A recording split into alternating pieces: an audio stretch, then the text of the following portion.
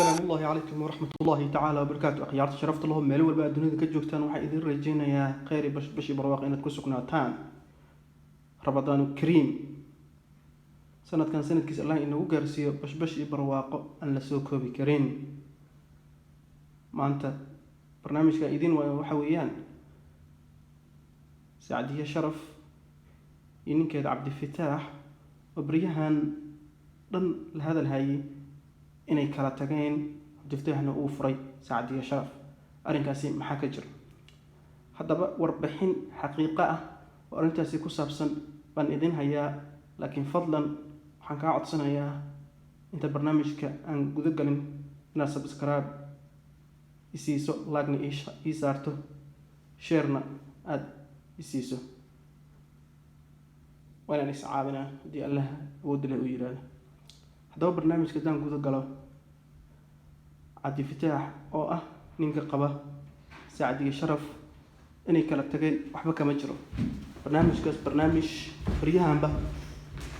dadka hadal hayeen weeyaan wax laakiin arrinkaasi ka jiro malahan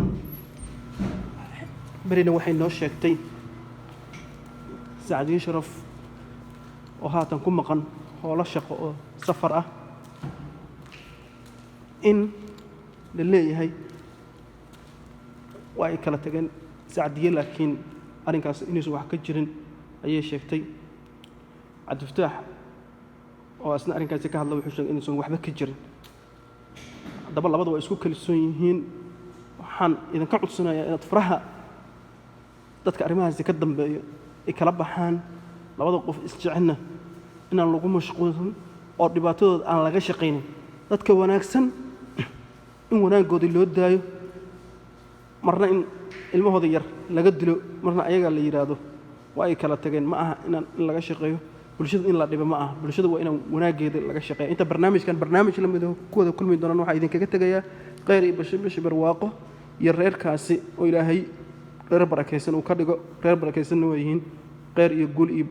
farxad baan u rajeynayaa barnaamijkan waxa ka dambeeyo dad ehel iyo qaraabi asxaab oo ayaga